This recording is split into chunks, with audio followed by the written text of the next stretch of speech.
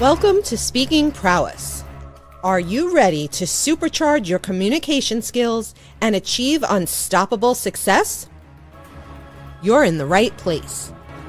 Join Sifu Rafael, visionary founder and world-renowned master instructor, as he transforms leaders into powerful communicators.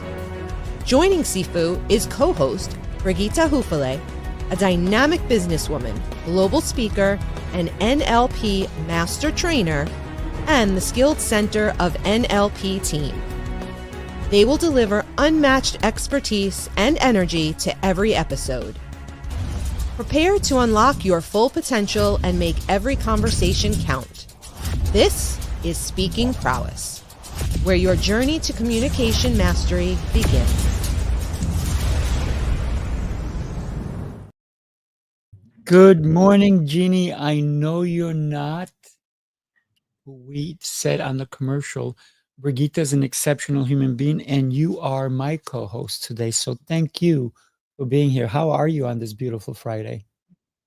I am amazing. It is a gorgeous, gorgeous day out, and I'm just looking forward to this call. And I have something to write with and something to write on to take lots of notes. We have amazing guests coming. We do. Why don't we not waste any more time and let's go ahead and bring them on. Penny and Robert, happy Friday. I hope you're doing exceptional. Thank you for joining us. Blessings to you both, all three of you. Yes. Absolutely. Appreciate it. So today's topic is beyond words. I mean, I can't even say it. It's just beyond words. That's it. I'm done. Okay. enough said, right? No, I was kidding. Enough said. It's beyond words. I can't even speak anymore. Like a movie moment. Structuring legacy through systems and story. Who'd like to even start with that? I think, Robert, you understand that as clear as anyone else, but you have this mission that you're on, and I'd love to hear a little bit more. Well, anytime, anyone has, whether it's in poetry, whether it's in song, any way someone wants to try to communicate a message, it's the flavor and how you deliver that message, which really, grips the heart of the listener or the reader. And that's, we talked about Shakespeare earlier. He was the master at that. And I grew up, as I took as many Shakespeare classes as I could in school and in college, but his ability to articulate and to be so descriptive in his manner really captured the minds of those around the world for the last, 400 plus years, 350 years, I think it is, right? Something like that, 400 years. And so as we parallel that into today's time, it is definitely critical for the writer to magnify the ability to draw people in. I think that is a very, very unique skill set. Agreed. Start with that. I love that. Yes, and we were talking about Shakespeare, and then you had a little conversation, and Penny, you jumped in on that. Talk to us about your thoughts on structuring legacy through systems and story, and even Shakespeare. Well, I've spent the last 40 years writing systems, and it's absolutely vital in my type of work to communicate those systems clearly but imaginatively, because nobody will remember anything if there isn't some kind of story behind it. Right. So I like to think that whenever you can visualize a process or a procedure, that's how you need to capture it, because it provides you with a single source of truth, which in actual fact is your legacy.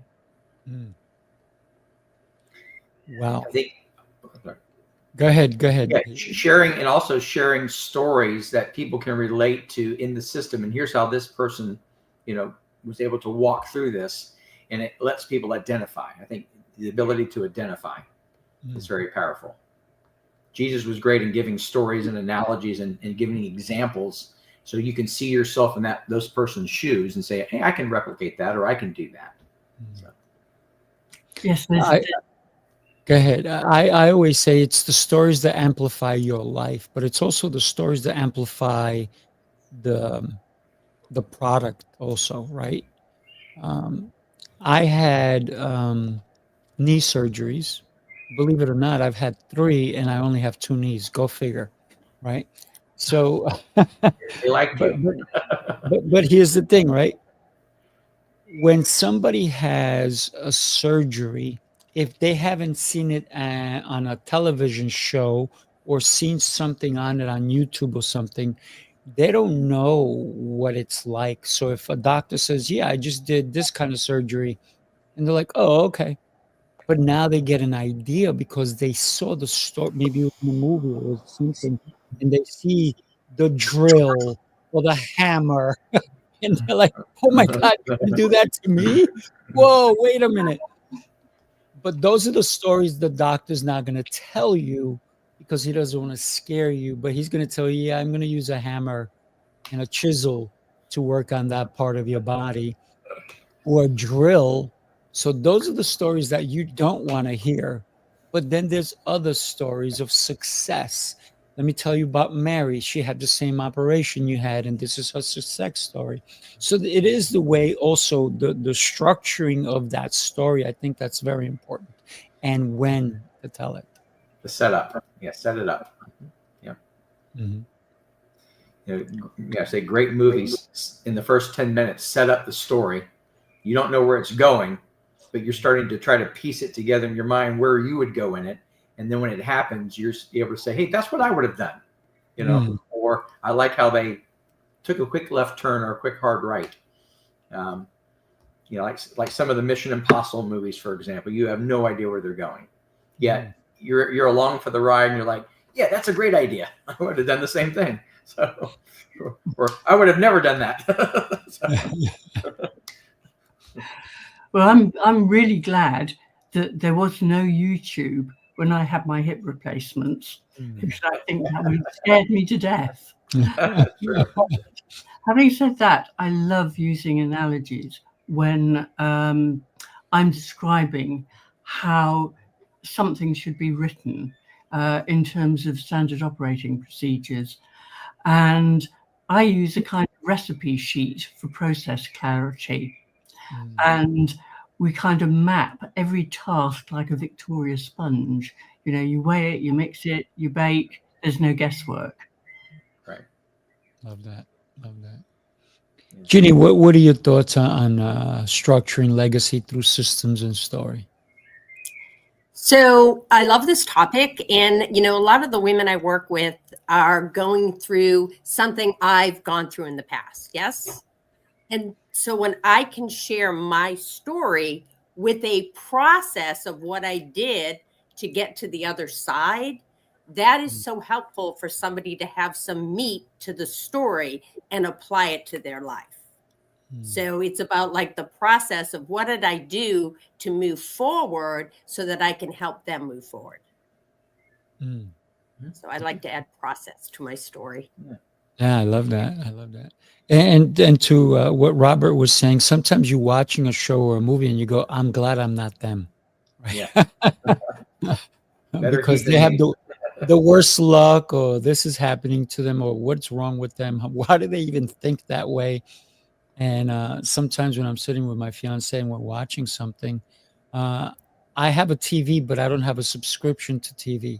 So we only watch something that we want to watch, zero commercials, none of that stuff. And then it's intentional that we're going to sit at a certain time. We're going to watch, but we do discuss it. And then we discuss. I'm like, why are they doing this? And I keep reminding her, and she reminds me also, because it goes both ways. She goes, it's just a movie. It's just a movie.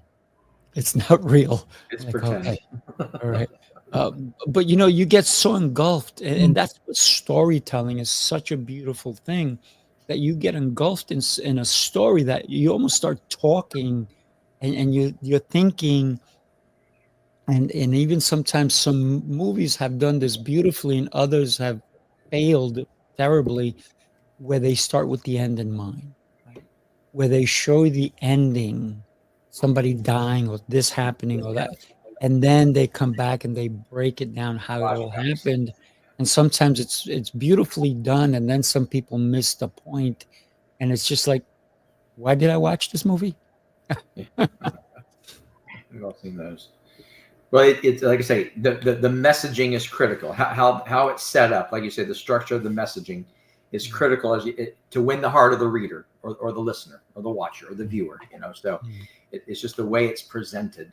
I love books that do flashbacks, because you go back and you can almost, it's like you're kneading bread. You're just kneading the character of the individual, of the person, the protagonist, the antagonist, antagonist, whatever. You're getting to know why they are making the decisions they're making now with the flashbacks. So I actually love that when that happens in books or movies or whatever the case. So, Penny, let me ask you, with what Robert just said, when you're building structures or SOPs, does that play into going back to tell stories of what somebody else did that they didn't succeed, and this is why they need to do it this way? Absolutely does. It's so important to be able to identify not only with what went right, but what went wrong.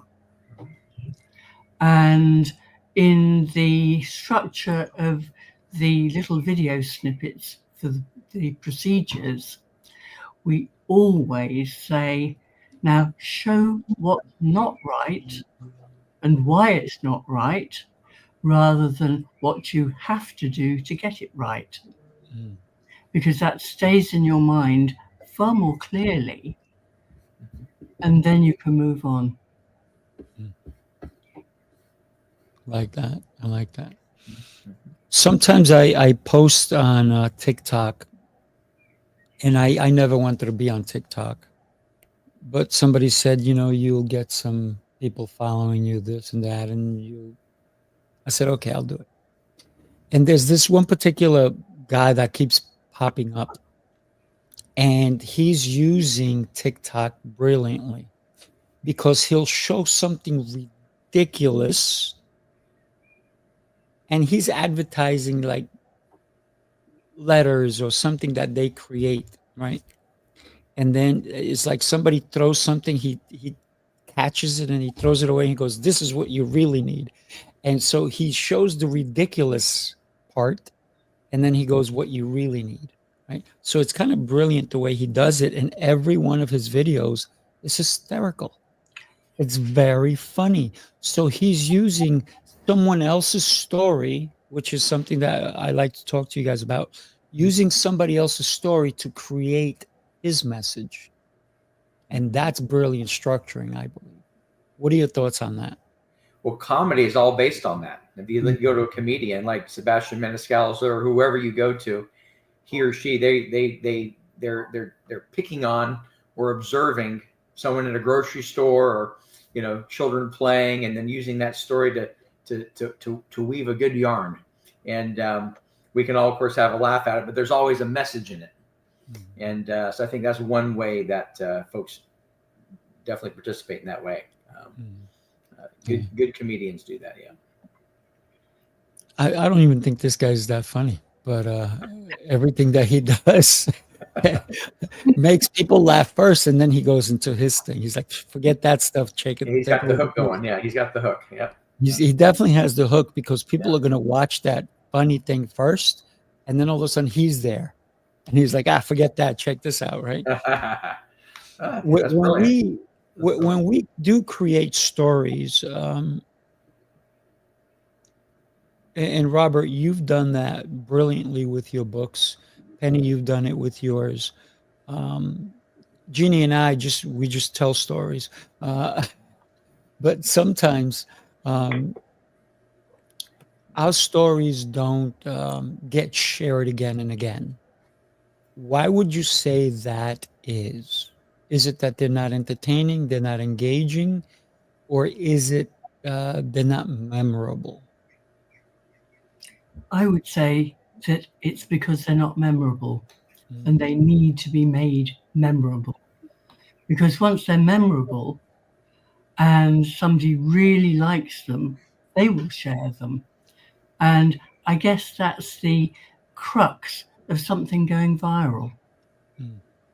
The impression. It's that quick impression. It's like when you meet someone, you've got 13 seconds to make that impression. And if you do, you're like, okay, let's keep going. Let's keep this conversation flowing. And if not, you're like, okay, I'm good. Nice to meet you. Moving on. But that's the key. Whether it's a video, whether it's a movie. I mean, my wife watches certain types of movies that I don't get into, but I'll sit with her for a few minutes. And if there's a cause and effect where, a lot of them are chick flicks, full disclosure. Okay. But if I see something where I'm going, can I learn something from the guy? Maybe I'll sit in for a few more minutes and see if it's just this little sappy little love thing. I'm like, okay, I've seen this movie before. So different actresses and actors, same plot. So, but it's about the messaging. Can I relate to that person? Is there a quick connection? Yeah. I think Go ahead, honey. I think I have that problem with my husband because he's heavily into sci-fi, and I really, because I am so grounded, I cannot understand it.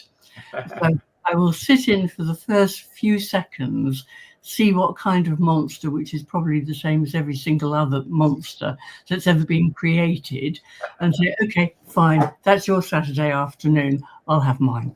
Yeah. Different makeup artist, same concept, different makeup artist. Yeah. What are your thoughts on that, Jeannie? My thoughts are, who's your audience? And when you write to your audience, like who are you speaking to? Because for me, I know I'm not speaking to everyone. So when I speak to my audience and I don't get any feedback or sharing, then I know something was out of whack. I either said something or did something. And it's about building that rapport, building the rapport with, who is my story for? Because it's probably not for everyone. I mean, a lot of my stories, Sifu, you might like because you just are so fascinated with everybody's story.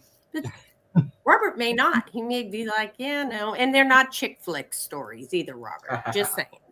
Yeah. Full disclosure.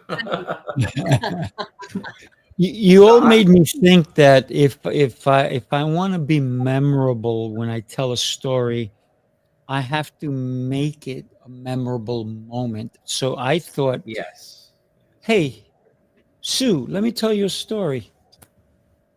And if I smack her, or Adam, and I smack them, they're going to remember that story because I started with something memorable. And I don't think that may be the right choice, right? So it's like Robert talked about, it's the hook. When we tell a story, there has to be a hook so that they feel like they're in there with you at the moment. They understand what it is that's happening or happened. And it's very interesting. But yeah, we don't want to get physical to make it memorable necessarily, right? Unless we're creating a movie, then that's different, right? Well, Penny would agree with this, and all of you, I think, is that you have to allow me to insert myself into the story.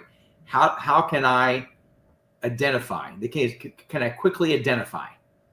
Then there's a parallel with the personality, with the actors or what we're reading, and there's hey, I can relate to this person.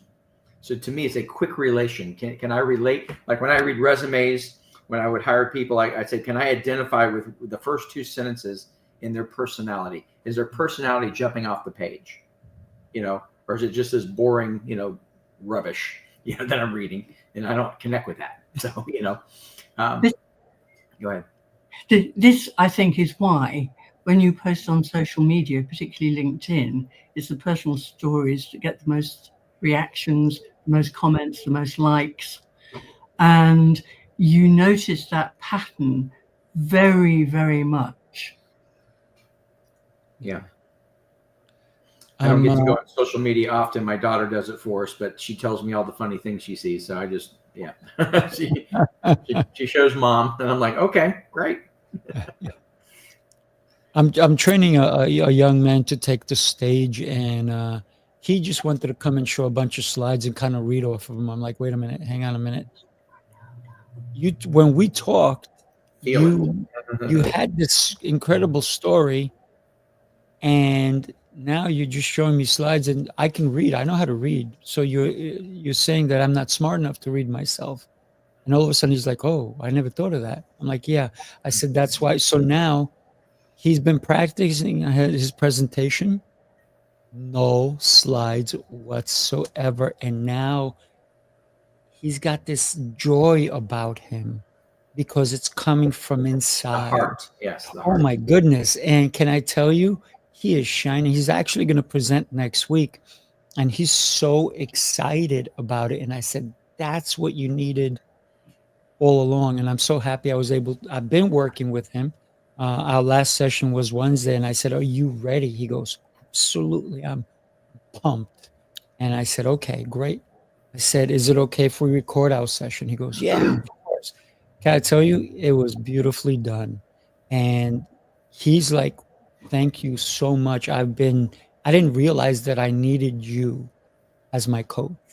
I didn't realize that I said, but don't just share it just with me. I go, share it with your fiance, share it with your friends, share it with your family, so that they can also give you some critical insight that you may not have thought of.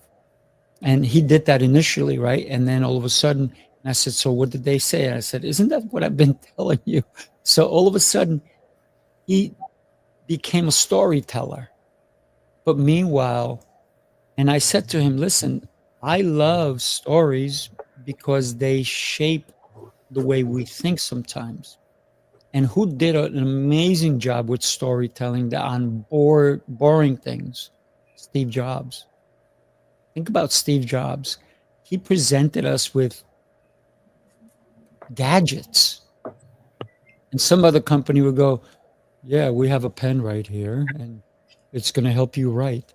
Meanwhile, Steve Jobs came and did a beautiful job with his presentations that even one time he canceled one of his presentations. People were beyond upset because they were looking forward. It didn't matter what he was going to present. They just wanted to see him present. So I think that's what stories can actually do for someone, and even a product. He shared products with us. Well, the parallel with the young man and Jobs and all of us is passion. If you're passionate about something, it comes out naturally, and it shows us more about who you are deep inside and your character, and then we can relate to that as you're doing what you're doing, and then we can connect with that. So the passion, I think, is huge. Oh yeah. Yeah. Authenticity. Yes, that's even a better word. That's a better word. Yeah. Yes, I think they go together, right? Yeah. If you show up with enthusiasm, your passion, being yourself, people relate to that. If you're closed and you just got to relate to that person and what they're saying. And if you can't be passionate about what you're saying, don't say it. Because people are picking up on the nonverbal cues as well. They're watching body language. Oof, That's huge. a quick giveaway. Yes. Quick giveaway. Yeah. Yes. Well, a few words that he uses. He would say something like, "Let me tell you," and I'm like, "Oh no, people don't want to be told." Share with you. Yeah. So I said to him, I said, let me say the words again. I said, let me change that for you. What does it sound like? Is it okay if I share with you and he's like, wow. I said, just that little thing, because why don't I tell you what this is? And he's like, oh, that felt threatening to me. I didn't want to listen to you. Just like I didn't want to listen to my mom when she was telling me to do something. I said, exactly. So when somebody wants to share something with you, there's a passion there's a compassion. They want you to get something out of it, right? Unless you're in the military, we shouldn't be telling. Passion is everywhere. Yeah. It's just the same way you get dressed, right? You don't throw your overcoat and then throw on your underwear. You get dressed. Well, some people, unless you're a superhero, right? Unless you're a superhero, you're Superman. Your underwear's on the outside. Batman, Superman. But that's different, right? But we're not all that. I'm sure type there was a of Shakespeare superhero. character that did that. But a lot of times it's the way you even show up to anything, right? When you show up at an event, even if it's a family event, the heart that you bring with you or don't bring with you, the compassion that you bring, I think that really helps a story, right? Where people can resonate with you. I'm working with another um, youngish man, and his mission is to make the audience cry, right? And I said, why do you feel that they need to cry? And he was thinking about it. Now, in the past 3 weeks, I heard 3 different gentlemen say that they wanted to make the audience cry. I said, why? At first, they couldn't answer. And then one of them said to me, because it speaks to me so much. I said, so, and I want to get on stage and I want to cry. Mm-hmm. I said, okay, so you want to cry and you want people to be with you when you cry. Is that what it is, right? So if you go there with the intention of crying, it's going to seem so fake. If you come with your heart and you actually do shed a tear, then it's genuine. And they may shed a tear too, but not because you staged it, right? So I said, you have to really start to develop your heart and when you tell your story. And whatever emotions they may be going through, you can't control other people's emotions. Unless you're in Hollywood, that's a different story. Because you can create fear, right? Look at Friday the 13th and all these other movies. But it is fun to watch actors and actresses in a scene with their heart fully invested, expunge the emotion of whatever the situation is and have a tear. I mean, I have to applaud those who do it. And you can see that they don't even care there's a camera in front of them.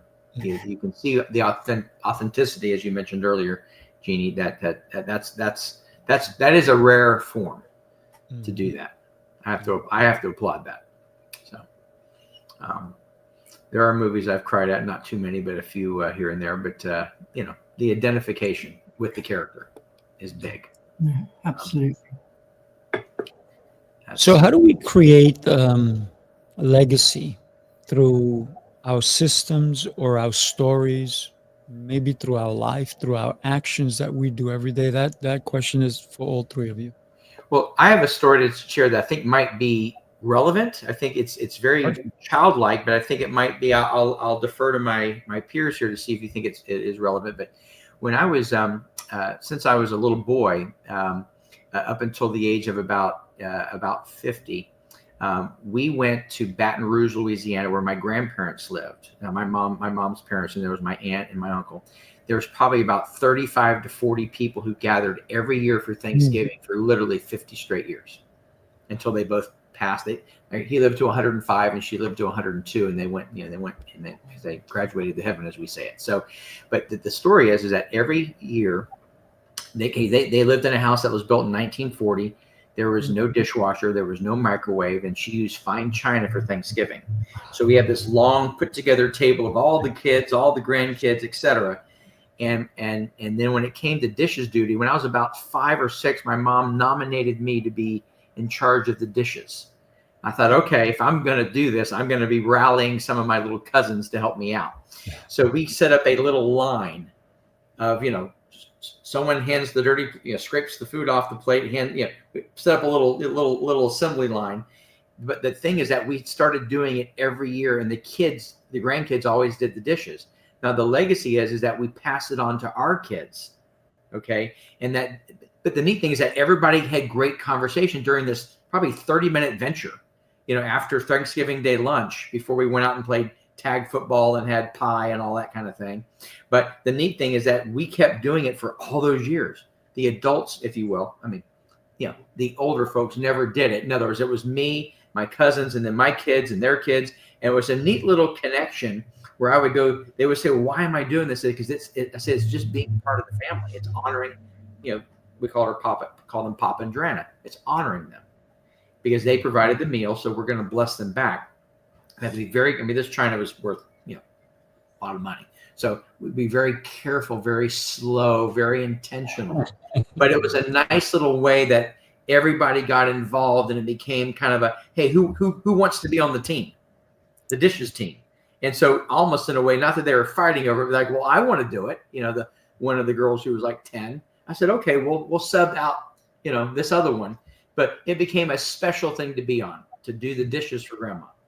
And for me, that was a neat, great experience for my life because, all the things that our grandparents pour into us, we can't even begin to thank them. So this little small little moment here was to me something I look forward to every year. Honestly, look forward to going over there and being a part of that. And anyway, just a small little thought. So. I love the fact that you were a cowboy. You wrangled them up. That's right. had to convince them it was going to be fun, and then they realized it was fun because they were just talking. Everybody ended up just talking and sharing. And as we go down the little assembly line with the plates, and then someone dried them, and someone had to get on a stool to put them in these cabinets. Remember those cabinets? They had no doors to their cabinets, so everything was in full display, and it was just a fun little fun thing, So, it became an honor to be on that assembly absolutely line. Absolutely, and they were all watching. They were all watching us, so it was interesting. So cool stuff. A little fun moment. I don't have a story like that. Well, that's all I can say. I don't have a story like that, but my brother, who is nearly 10 years older than I am, wanted to write his memoirs. And I persuaded him not to write a memoir of a solicitor or an attorney, as you would say. And in the end, he has gathered little vignettes from all the members of the family so that we can tell stories from our childhood. And mine in particular, we have a game over here that is really popular called croquet. I don't know whether... Yes. I played that a lot, as a kid, yeah. Right. So it requires hitting a ball with a long mallet and trying to get your opponent off the center of a hoop.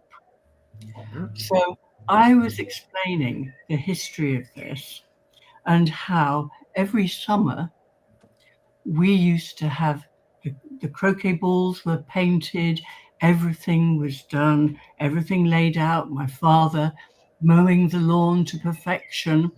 But the family members knew where the bumps were and how to send somebody's ball right off into the middle distance.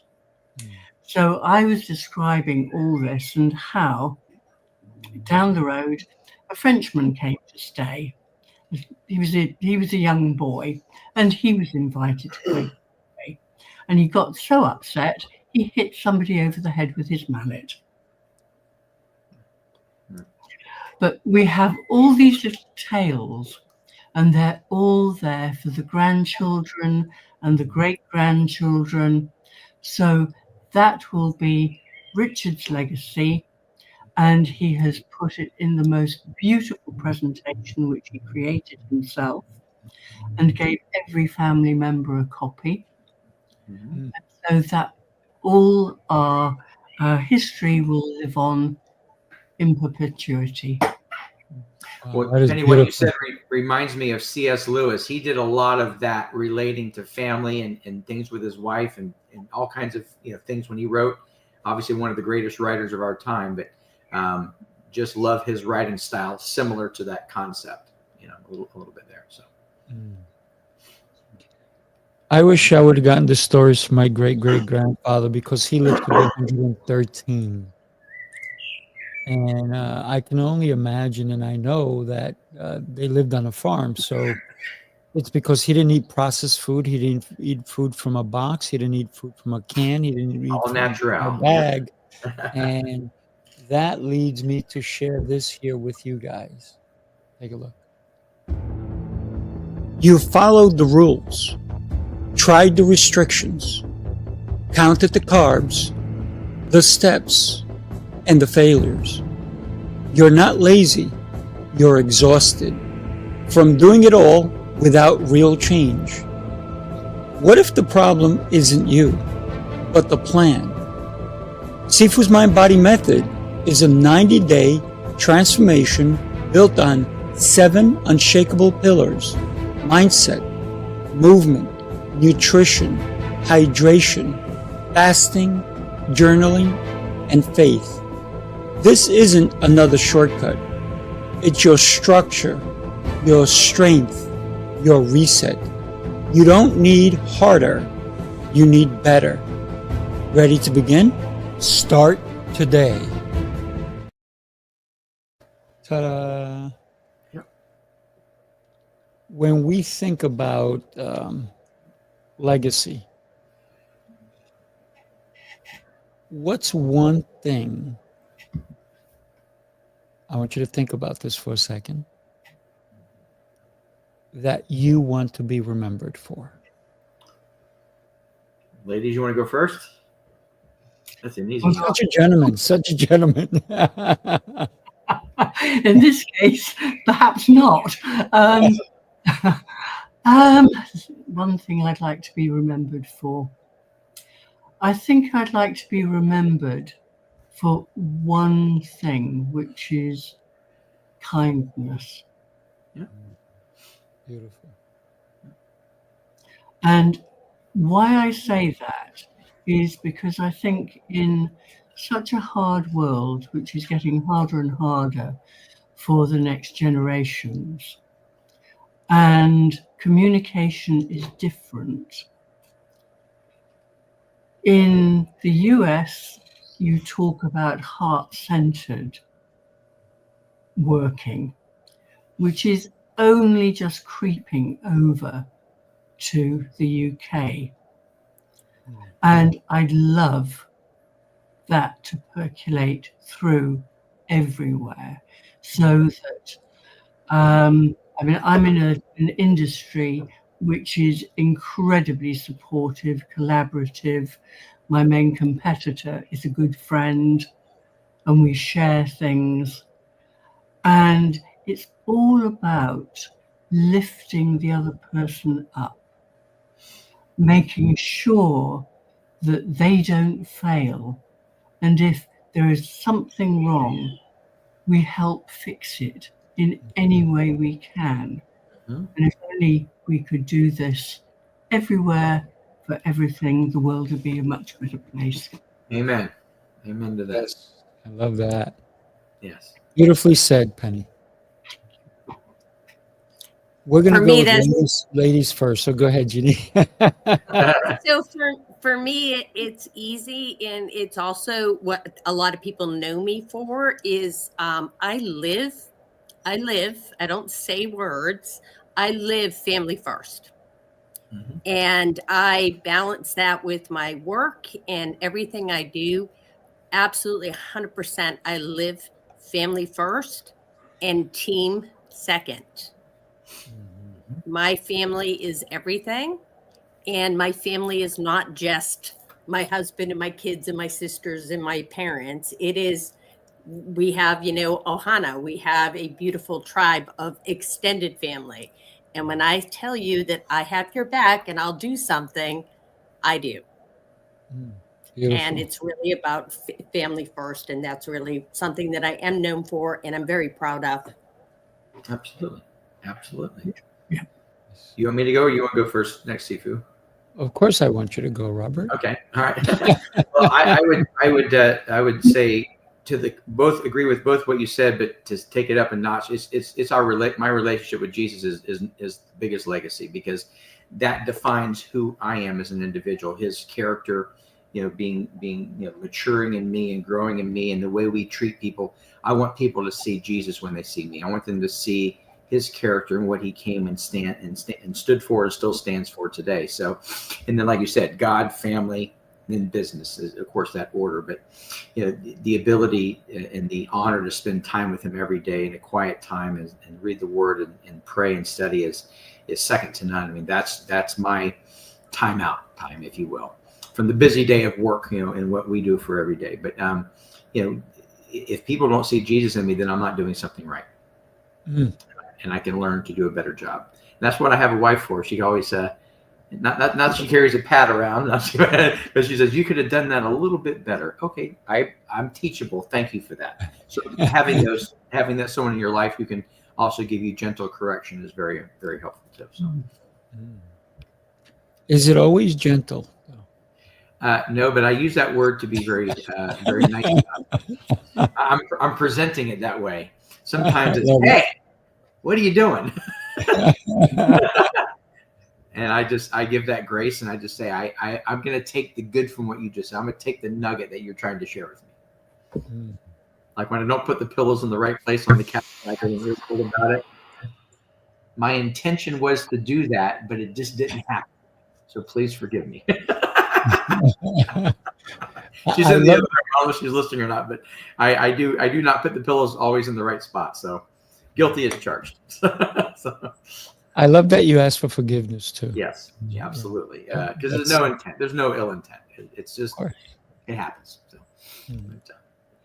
It's very interesting when somebody is in a relationship and they, in the beginning of a relationship, they could do no wrong, and then later on, like, why are you doing it like that? Why are you doing it like this?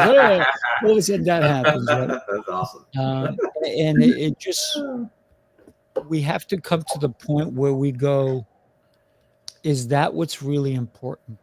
Yeah. To keep peace in this relationship and to keep the love, or can I let that go? Right. And so many people lose that part of letting go for what's most important. I personally, I want to be remembered for what I did for others, how I helped others shine, and also the fact that he was the most selfish guy ever. He took care of him first, always took care of him. This is why I'm up at 4 a.m. First thing I do is pray. And, then I work out. I work on my mind. I work on my body. I work on my reading, my speaking, my everything. And then I can be there for others. And I want people to remember me as somebody who, my name, Sifu, means teacher. Yes. And in Chinese, and Sifu means teacher. It means that I'm guiding someone. And I don't want to guide somebody just to go on a path. I want them to lead the path. I want them to become the guide. So for me, it's helping the next generation be better. And we're better because of what he did for us. That's how I want to be. Yes, I agree with that. Yeah. Well, we're coming to that point, boys and girls, where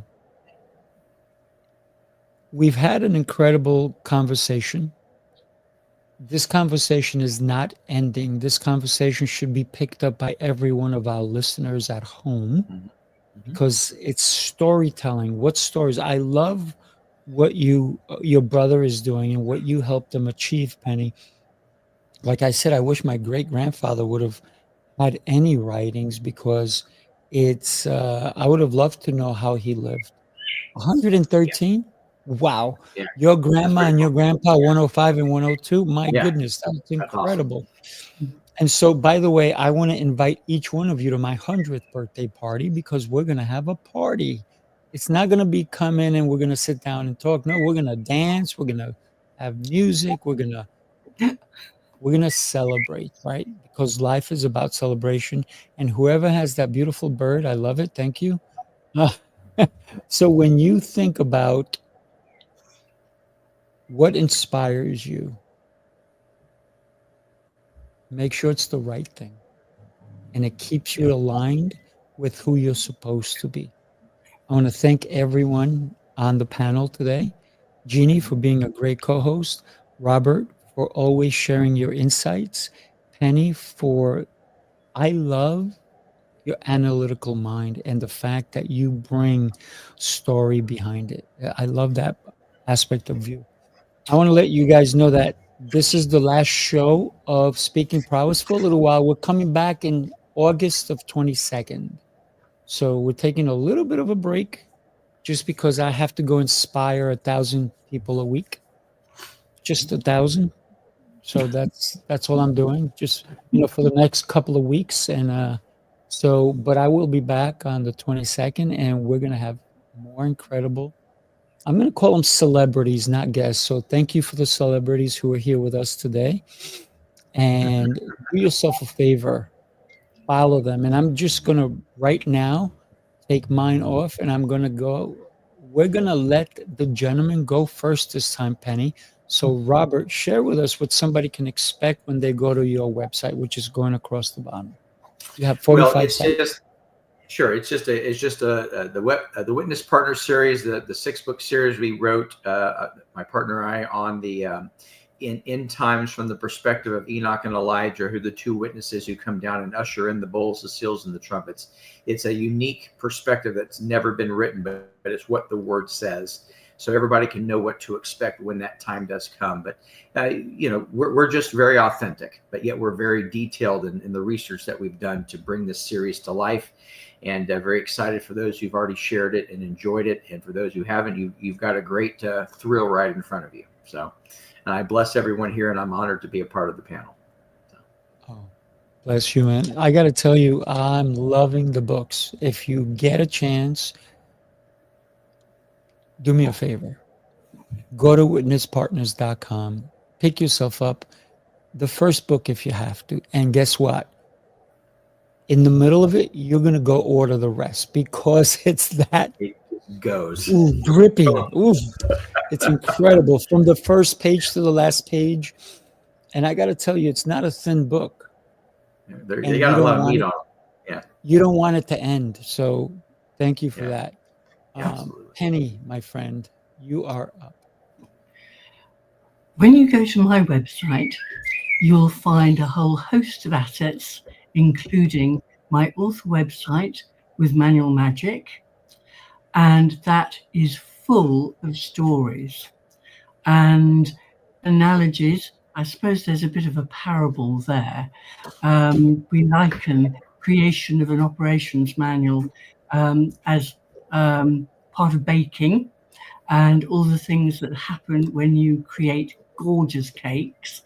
So it's a bit mouth-watering as well, and probably send you to getting a big waistline. So you need to go and see Sifu for that.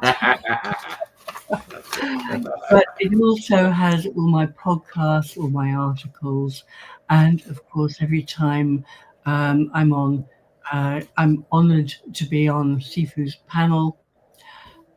The podcast is on the website. Love it. Thank you, Penny. A wonderful and opportunity. I got to tell you, you got to go see Penny. She's incredible. Yeah. Jeannie, you're up. Well, thank you. So, legacy is something we live today so that we can leave a legacy, and what do people say about it? So start today living your legacy.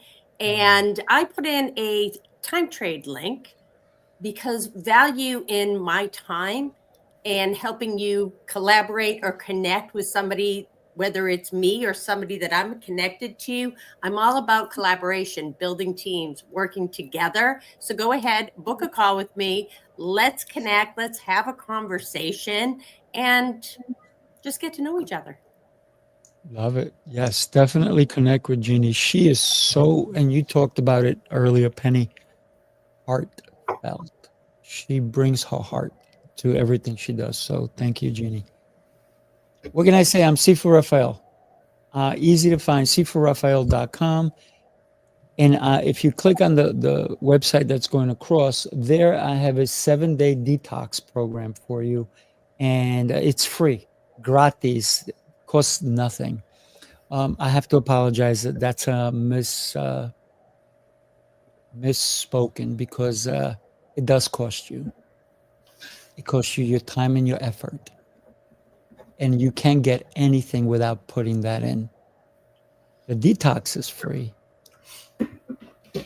The PDF is free, but you have to put the effort. And guess what? The results will be incredible. Thank you, everybody, for being here with us. Truly appreciate you all. You guys, do me a favor. Don't go away. We're going to say goodbye to everybody watching. Everybody, do yourself a favor. Share this with somebody who needs to hear today's message. Take care, everybody. Have a beautiful, beautiful, and passionate rest of your day.